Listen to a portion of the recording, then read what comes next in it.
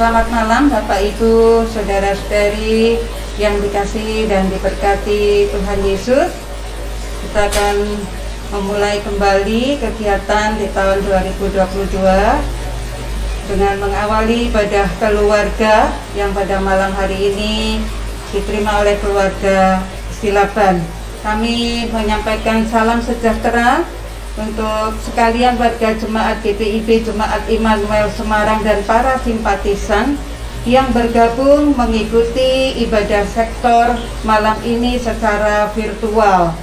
Kiranya ibadah kita menuntun pada iman, pengharapan, dan berkat-berkatnya.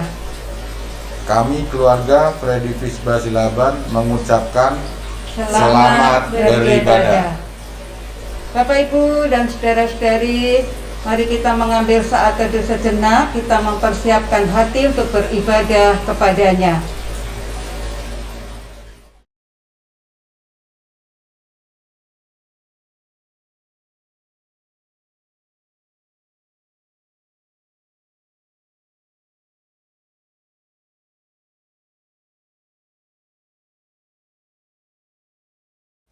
Bapak Ibu dan saudara-saudari, saya mengundang untuk berdiri. Kita akan menghadap Tuhan dan menyembahnya serta memuliakan namanya karena kasih setianya besar atas kita. Kita menyanyi dari Kidung Jemaat nomor 18, baitnya yang pertama, Allah hadir bagi kita.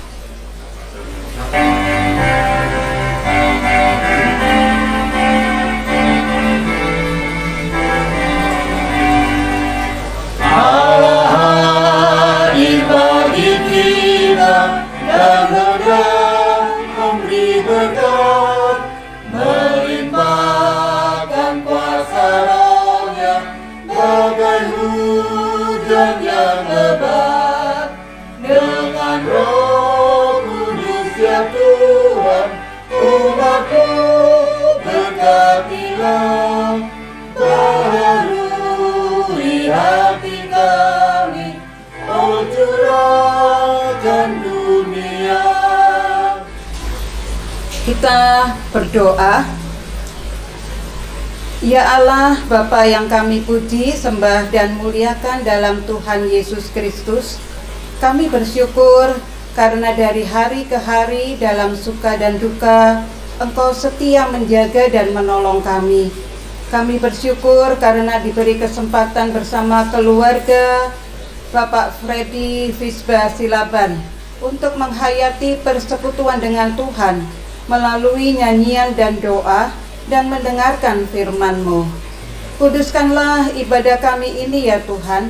Berkati setiap keluarga yang sudah hadir. Dalam nama Tuhan Yesus Kristus kami berdoa. Amin. Dipersilahkan duduk. Bapak Ibu dan saudara-saudari, malam ini ibadah akan dilayani oleh Pendeta Yorinawa Salawani STH. Bagi saudara yang terkasih dalam Tuhan, kita akan bersama-sama masuk di dalam pemberitaan firman. Mari kita arahkan hati dan pikiran kita bersama menyanyikan Kidung Jemaat nomor 52 baitnya yang pertama, Sabda Tuhan Allah.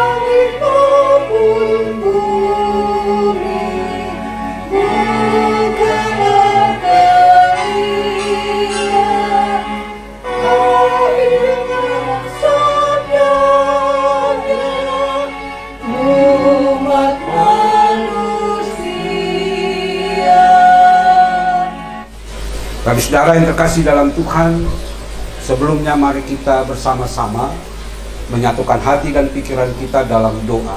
Mari kita berdoa. Ya Tuhan, ya Bapa, saatnya kami akan membaca sabda-Mu. Di dalam segala keterbatasan kami membutuhkan bimbingan Roh Kudus, sehingga kami mengerti akan firman-Mu. Di dalam Yesus Kristus kami berdoa. Amin. Bapak saudara yang dikasih dalam Tuhan, saya undang untuk berdiri. Kita bersama-sama membuka Alkitab kita dari Kitab Kejadian pasal 46 ayat 1 sampai ayatnya yang ke-7. Kitab Kejadian pasal 46 ayat 1 sampai ayat 7 berkata demikian. Jadi berangkatlah Israel dengan segala miliknya, dan ia tiba di Berseba. Lalu dipersembahkannya korban sembelihan kepada Allah Ishak ayahnya. Berfirmanlah Allah kepada Israel dalam penglihatan waktu malam. Yakub, Yakub, sahutnya, ya Tuhan. Lalu firman-Nya, Akulah Allah, Allah ayahmu. Janganlah takut pergi ke Mesir, sebab aku akan membuat engkau menjadi bangsa yang besar di sana. Aku sendiri akan menyertai engkau pergi ke Mesir, dan tentulah aku juga akan membawa engkau kembali.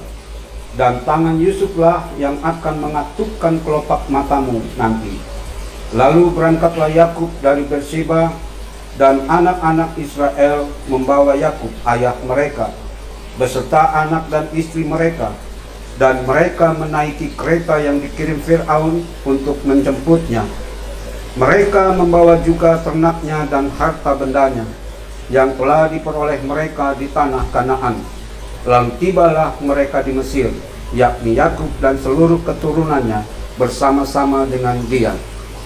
Anak-anak dan cucu-cucunya, laki-laki dan perempuan, seluruh keturunannya dibawanya lah ke Mesir. Berbahagialah semua orang yang mendengarkan firman Tuhan dan melakukannya. Terpujilah Tuhan Yesus. Bapak saudara, silakan duduk kembali. Bapak saudara yang terkasih di dalam Tuhan, berdasarkan pembacaan kita pada saat ini, agaknya Yakub ada dalam suasana yang penuh dengan kegembiraan. Walaupun ada sedikit nada yang haru ketika Yakub mendengarkan bahwa Yusuf masih hidup. Bapak saudara yang terkasih dalam Tuhan, di dalam kegembiraan Yakub yang saat itu dia akan membawa seluruh anak-anaknya dan keturunannya untuk memenuhi apa yang diminta oleh Yesus. Bapak saudara yang terkasih dalam Tuhan, ada satu perenungan di dalam kegembiraan Yakub. Apa yang membuat Yakub begitu gembira ketika mendengar Yusuf masih hidup? Bertahun-tahun Yakub tahu, atau apa yang diketahui oleh Yakub, bahwa Yusuf itu sudah mati. Sesuai dengan informasi yang disampaikan oleh kakak-kakak Yakub, bahwa Yakub telah dimangsa oleh binatang buas. Tapi berita yang disampaikan ini betul-betul mengejutkan Yakub yang sudah bertahun-tahun beranggapan bahwa Yusuf itu sudah mati. Tetapi bagi saudara, agaknya kegembiraan Yakub, keharuan Yakub tidak berhenti pada titik itu. Tidak berhenti pada informasi yang diterima oleh Yakub. Bagi saudara yang terkasih dalam Tuhan, ada satu catatan yang membuat Yakub gembira itu sebenarnya adalah karena Yakub mampu melepaskan apa yang ada di dalam pikirannya. Bagi saudara, apa yang ada dalam pikiran Yakub? Yang ada dalam pikiran Yakub adalah Pertama, ketika dia mendengarkan bahwa Yesus masih hidup, pasti yang ada dalam pikiran Yakub adalah bahwa selama ini saya dibodohi oleh anak-anak saya. Saya ditipu, saya diakali oleh anak-anak saya. Bapak saudara yang terkasih dalam Tuhan, mengapa Yakub bisa bergembira di tengah-tengah pemikiran yang seperti itu? Yakub bisa bergembira di tengah-tengah haru sekali lagi karena dia melepaskan, karena dia mengampuni kata-kata Yusuf yang selama ini. Yang pertama, dia mencelakai Yusuf. Yang kedua, mereka sudah membohongi Yakub sebagai orang tuanya. Bapak saudara, seandainya Yakub tidak bisa melepaskan itu, yang pasti adalah kebencian, amarah yang ada dalam pikirannya. Tetapi sekali lagi, di tengah-tengah keterkejutan, Yakub mendengarkan informasi itu. Di dalam pergumulannya, dia mampu melepaskan, dia mampu mengampuni kakak-kakak Yusuf. Lalu Bapak saudara yang terkasih dalam Tuhan, kalau kita kembali ke cerita di belakang ini, demikian juga dengan Yusuf. Bagaimana Yusuf bisa menerima kakak-kakaknya yang sudah mencelakai dia? Hal ini pun Bapak Ibu yang terkasih dalam Tuhan, karena Yusuf mampu melepaskan dirinya dari kungkungan kebencian, dari kungkungan dendam. Siapa yang tidak sakit hati, Bapak saudara? Ketika kita mengalami hal yang sama seperti apa yang dialami Yesus, siapa yang tidak sakit hati? Siapa yang tidak mendendam atas ketidakadilan, atas kekerasan yang dialami? Siapa yang tidak sakit hati? Siapa yang mudah menyampaikan kata maaf?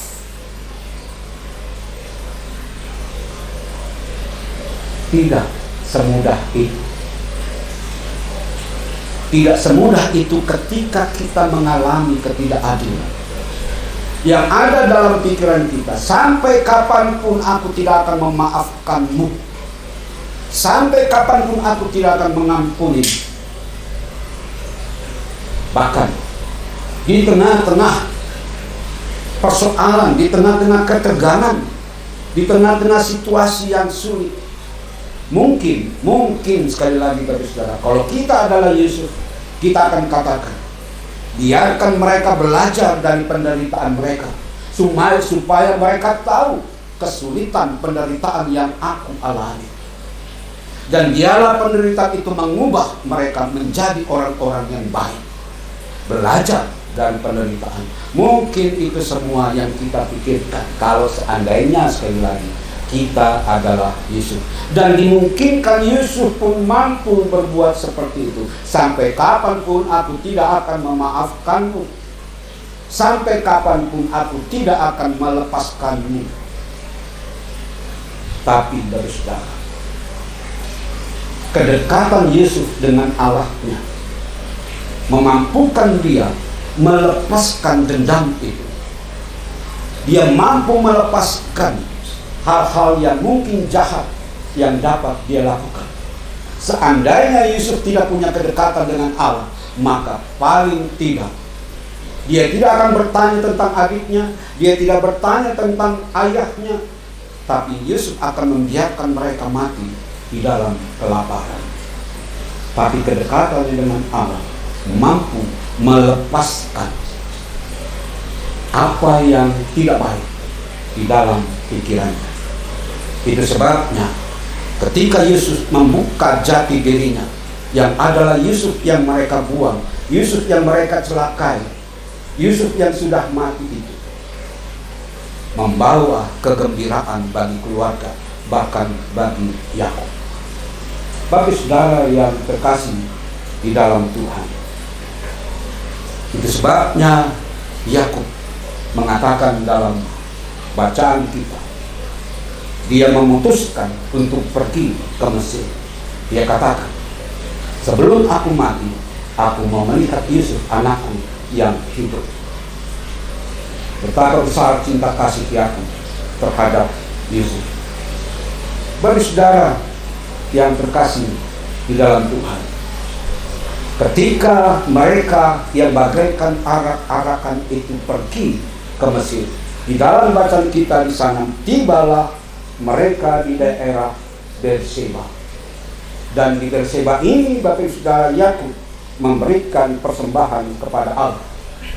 Bapak Saudara yang terkasih dalam Tuhan, apakah ini sebuah peristiwa yang dapat dikatakan kebetulan ketika Yakub memberikan persembahan kepada Allah di sana? Bagi saudara yang terkasih dalam Tuhan, agaknya Yakub memberikan persembahan ketika mereka ada di Berseba itu karena dia mengingat sumur yang ada di Berseba itu. Sumur yang ada di Berseba itu adalah sumur yang digali oleh Ishak ayahnya, dan Ishak sendirilah yang memberikan nama Sheba, sumur yang dibangun oleh Ishak.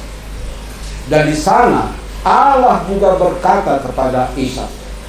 Di dalam pernyataan Allah ketika dia berkata kepada Ishak, di sana Allah mengulangi janjinya kepada Abraham bahwa Allah akan menyertainya, bahkan keturunannya turun-temurun akan diberkati oleh Allah.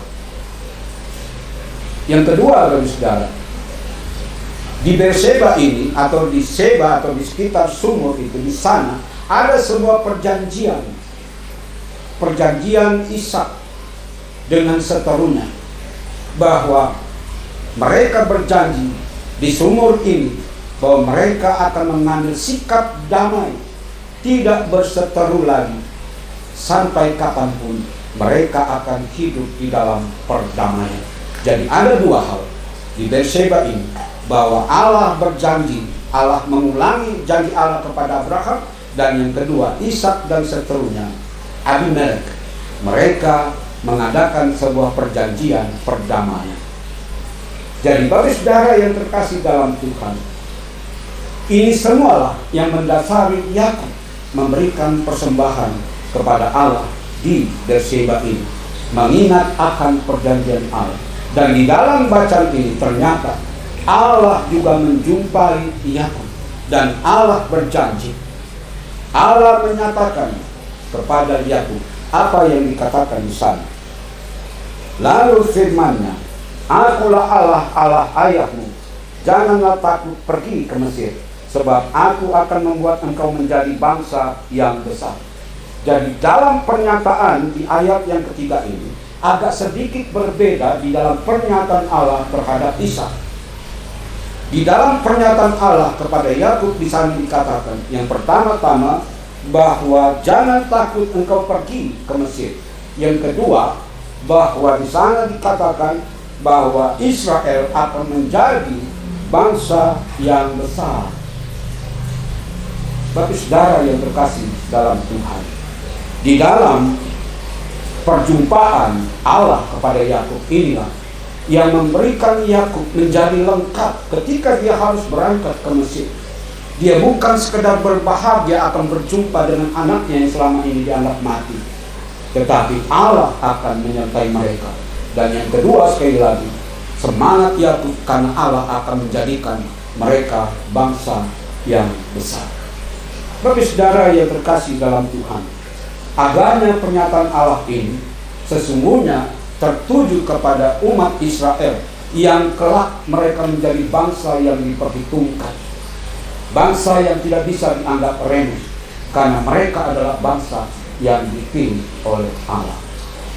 Mereka akan disertai oleh Allah, mereka akan dilindungi oleh Allah, karena mereka menjadi bangsa yang dipilih oleh Allah. Jadi menjadi bangsa yang besar bukan karena Yakub punya anak 12 dan beranak dan bercucu, bukan itu yang dikatakan menjadi bangsa yang besar, tapi bagaimana Allah akan memakai Israel dalam memenuhi rencana keselamatan Allah bagi dunia. Bagi saudara, kalau kita refleksikan dengan kehadiran Kristus, bukankah di sana menjadi jelas Di dalam kerangka Kristus menjalankan tugasnya, menjalankan misi Allah atau misi Dei, pertama-tama yang dilakukan oleh Tuhan Yesus adalah memilih 12 murid. Di dalam menjalankan misinya, Tuhan Yesus berangkat dari pemilihan 12 murid. Israel ada 12 suku. Ini sejajar. Itu sebabnya sekali lagi, ketika di sana dikatakan bahwa mereka akan menjadi bangsa yang besar, oleh karena mereka dipakai Allah menjadi rencana keselamatan Allah bagi dunia. Oleh karena itu, Bapak Saudara yang dikasihi dalam Tuhan, dalam kerangka rencana yang besar itu, maka sesungguhnya ketika kita mengikut Kristus, belajar dari keluarga Yakub ini, maka pertama, Bapak Saudara yang terkasih dalam Tuhan, bagaimana setiap rumah tangga dan keluarga kita dipakai oleh Allah. Bukan karena apa yang kita miliki, bukan karena besarnya anggota keluarga kita, bukan. Catatan yang penting, bagaimana setiap rumah tangga dan keluarga kita dipakai oleh Allah karena satu saja. Di dalam keluarga itu dipenuhi dengan kedamaian. Di dalam keluarga itu dipenuhi dengan pengampunan. Di dalam setiap rumah tangga dan keluarga, di mana di dalamnya ada pengampunan, ada kedamaian, itulah rencana dan kehendak Allah bagi dunia. Kalau kita mengacu lagi kepada Injil Yohanes pasal 2, di sana bicara tentang perkawinan di Kana. Bagaimana Yesus menyelesaikan persoalan di dalam perkawinan di Kana. Lalu Injil Yohanes mengatakan bahwa apa yang diperbuat Tuhan Yesus di perkawinan di Kana itu adalah mujizat yang pertama dilakukan oleh Tuhan Yesus, yaitu di tengah keluarga. Jadi Bapak Saudara, di tengah-tengah pergumulan dan tantangan kehidupan kita dalam rumah tangga dan keluarga, kita jangan pernah menjadi tawar hati. Jangan kita berpikir bahwa persoalan kita tidak pernah diselesaikan. Bahwa Yesus pertama kali membuat mujizat dalam Injil Yohanes itu di dalam keluarga. Allah dalam perjanjian lama melalui keluarga Yakub, Allah memulainya dari sebuah keluarga. Keluarga yang saling mengampuni. Mengapa saya katakan saling mengampuni? Kalau tadi saya baru bicara tentang Yesus yang melepaskan dendam, yang melepaskan mungkin saja ada niat-niat jahat.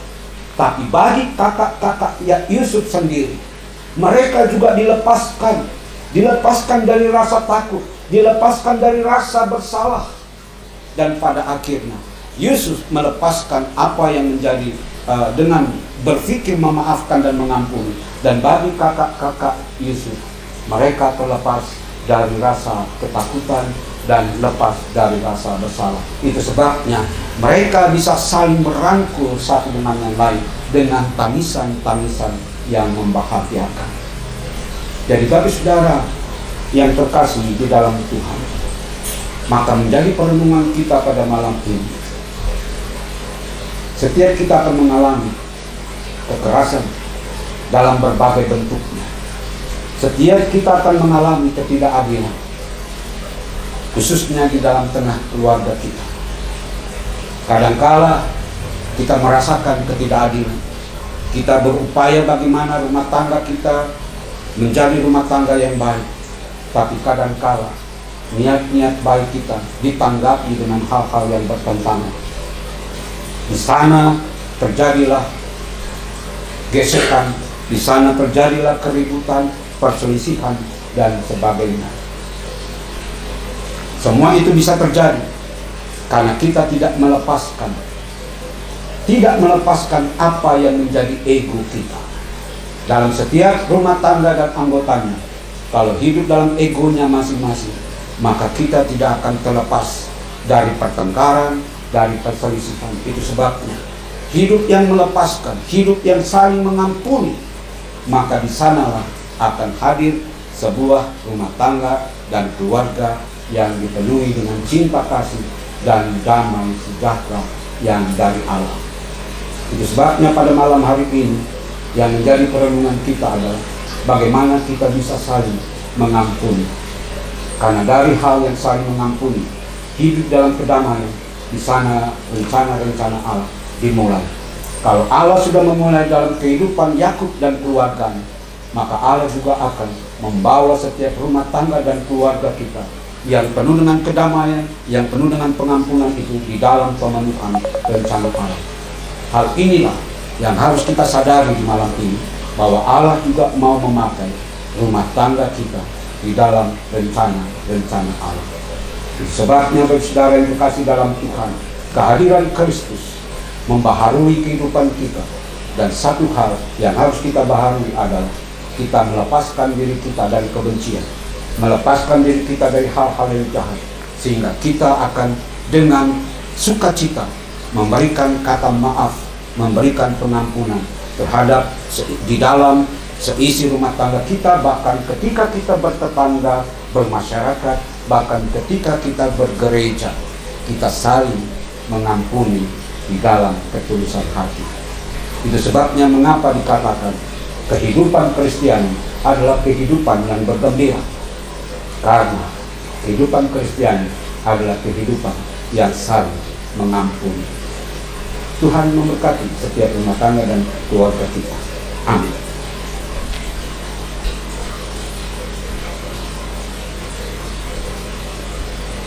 Bagi saudara yang terkasih dalam Tuhan, kita sambut renungan kita pada saat ini dengan bernyanyi dari Kidung Jemaat 379, bait 1 dan baitnya yang keempat, yang mau dibimbing oleh Tuhan.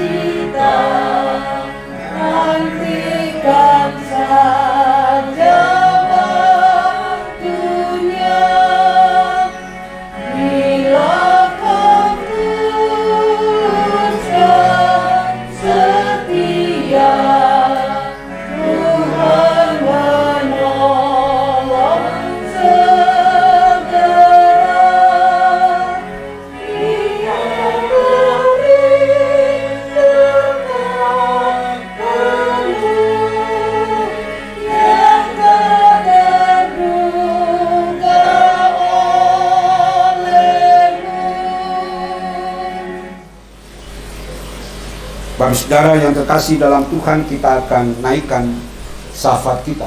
Mari kita berdoa. Ya Tuhan, ya Bapa, terima kasih atas firman yang tertabur di tengah-tengah hidup kami yang penuh dengan tantangan, yang penuh dengan pergumulan. Bahkan di tengah-tengah kehidupan kami yang membawa kami dalam kegelisahan, yang membawa kami di dalam ketakutan, kecemasan, kekhawatiran. Firman-Mu pada malam ini memberikan kami kekuatan untuk terus melangkah ke depan sampai di mana kami berhenti. Dan oleh karena firman malam ini kami diajar bagaimana kami menghidupi pengampunan, melepaskan diri dari ego di dalam membangun kehidupan rumah tangga kami dan keluarga kami. Sehingga ya Tuhan ya Bapa, berdasarkan semua itu, maka kehidupan dalam rumah tangga dan keluarga kami juga dipakai oleh Tuhan untuk memenuhi rencana-rencana keselamatan Tuhan bagi dunia. Ya Tuhan ya Bapa, di malam ini kami berdoa secara khusus bagi orang tua Bapak Freddy Fisbah Silaban beserta ibu dan anak-anak. Secara khusus bagi orang tua dari Bapak Freddy Fisbah Silaban di dalam menjalani masa-masa tuanya, dimanapun beliau ada, kami mau menyerahkan beliau di dalam penyertaan, pemeliharaan dan pertolongan Tuhan, sehingga beliau mampu menjalani masa tua mereka juga sama seperti Yakub, menjalaninya di dalam kebahagiaan, di dalam kegembiraan. Demikian juga bagi orang tua dari Ibu Sriyanti Silaban yang saat ini sedang mengalami perawatan dengan cuci darah di rumah sakit di Solo atau di rumah di Solo. Biarlah kiranya Tuhan Bapa, Engkau juga menolong ibunda dari Ibu Sriyanti Silaban di dalam masa-masa perawatan dengan cuci darah. Jauhkan dari kekhawatiran dan kecemasan, tapi biarlah seluruh keluarga mendekatkan diri di dalam pengharapan dan pertolongan Tuhan. Bahkan rumah sakit atau dokter yang merawatnya, kiranya Tuhan tambahkan hikmat kepada mereka, supaya ibunda dari Ibu Sriyanti dapat dirawat dengan baik dan penuh tanggung jawab. Kami juga mau berdoa bagi anak Bapak Freddy Fisbah Silaban, Bima, yang saat ini dalam studi pelayarannya. Biarlah kiranya Tuhan juga menolong Bima. Engkau tambahkan hikmat kepadanya, supaya Bima dia sungguh-sungguh memahami apa yang sedang ia kerjakan, dan biarlah ketika ia memiliki cita-cita dan harapannya, kiranya Tuhan menolong bagi Bima untuk meraihnya. Di tengah-tengah pergumulan masa remajanya, berikanlah Bima hati yang taat kepada Tuhan, hati yang taat kepada kedua orang tuanya, bahkan di dalam hidup kakak beradik. Biarlah Bima terus ada di dalam pertolongan Tuhan dan penyertaan juga pemeliharaan Tuhan.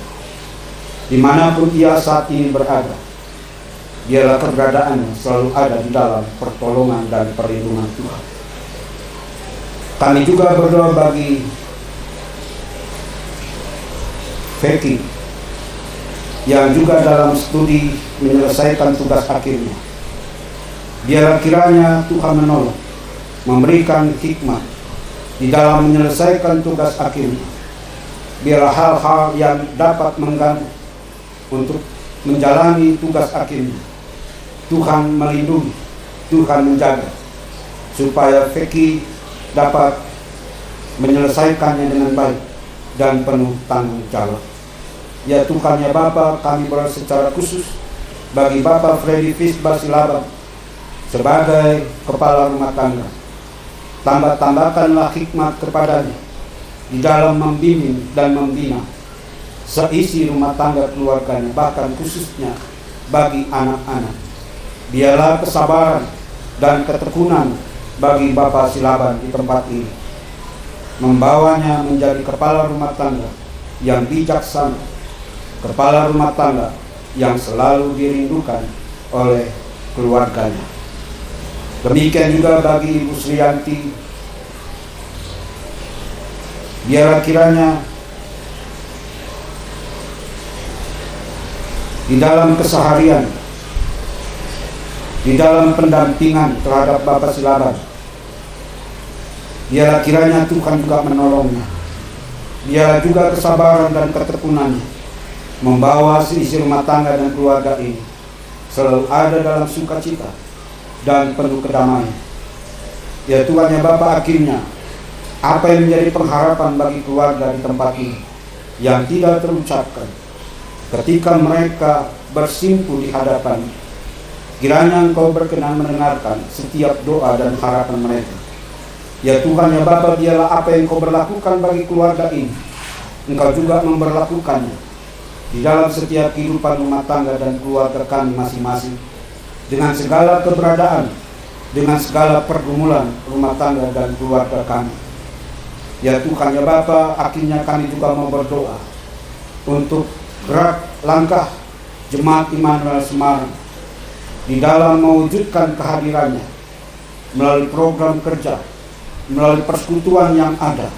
Kiranya Jemaat Immanuel Semarang terus ada di dalam pertolongan Tuhan untuk menjadi saksi Tuhan, baik di dalam persekutuan maupun pribadi lepas pribadi, kami sebagai warga Jemaat Immanuel Semarang. Ya Tuhan ya Bapa, inilah permohonan kami di malam ini. Apa yang tidak terkatakan, tidak terucapkan, Engkau menyempurnakannya, karena doa ini kami alaskan di dalam nama Yesus Kristus yang telah mengajar kami berdoa. Bapa kami yang di surga, dikuduskanlah nama, datanglah kerajaan, jadilah kehendak-Mu di bumi seperti di surga. Berikanlah kami pada hari ini makanan kami secukupnya, dan ampunilah kami akan kesalahan kami, seperti kami juga mengampuni orang yang bersalah pada kami. Dan janganlah membawa kami ke dalam pencobaan, tetapi lepaskanlah kami daripada yang jahat. Karena Engkaulah yang mempunyai kerajaan dan kuasa dan kemuliaan sampai selama-lamanya. Amin.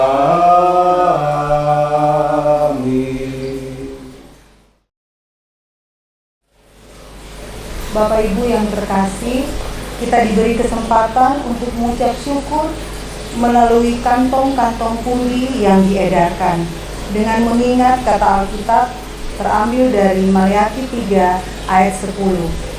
Bawalah seluruh persembahan persepuluhan itu ke dalam rumah perbendaharaan, supaya ada persediaan makanan di rumahku, dan ujilah aku, firman Tuhan semesta alam. Apakah aku tidak membukakan bagimu tingkap-tingkap langit dan mencurahkan berkat kepadamu sampai berkelimpahan? Jemaat yang terkasih, Bapak Ibu Saudara, mari kita menyanyi Kidung Jemaat 294, bait pertama dan ketiga. Beribu lidah patutlah.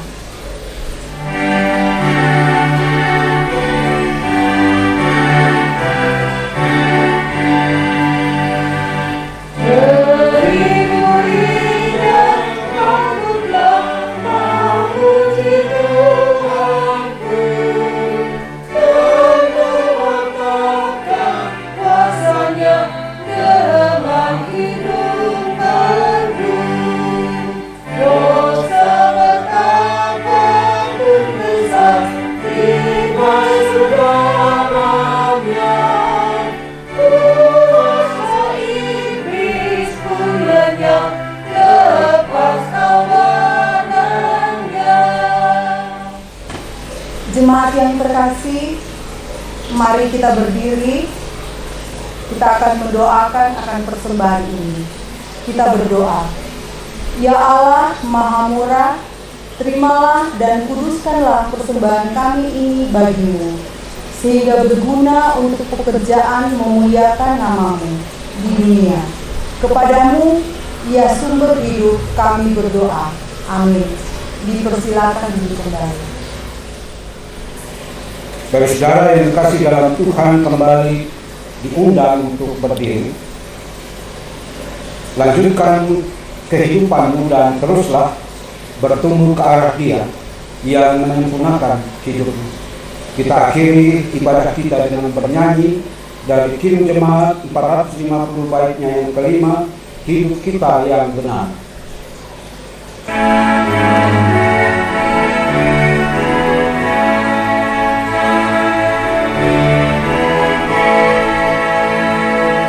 Tuhan Yesus tolonglah, sempurnakan syukurku, Roh Kudus berkuasalah di dalam hidupku.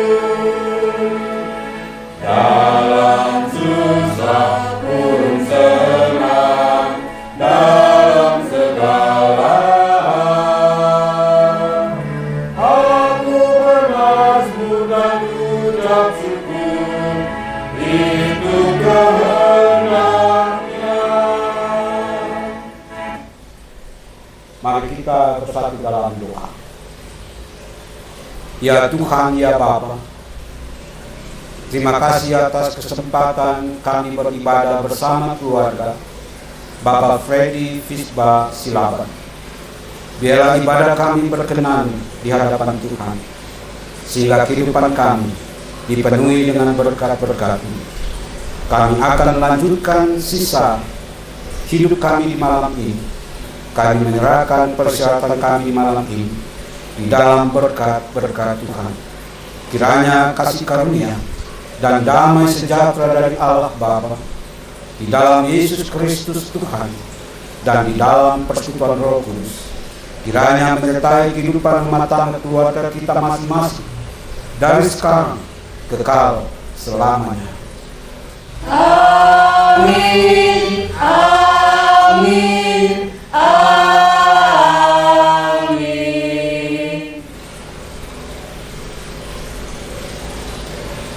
Bagi saudara yang terkasih dalam Tuhan, kita berjumpa di hari Rabu yang akan datang. Tuhan memberkati kita semua.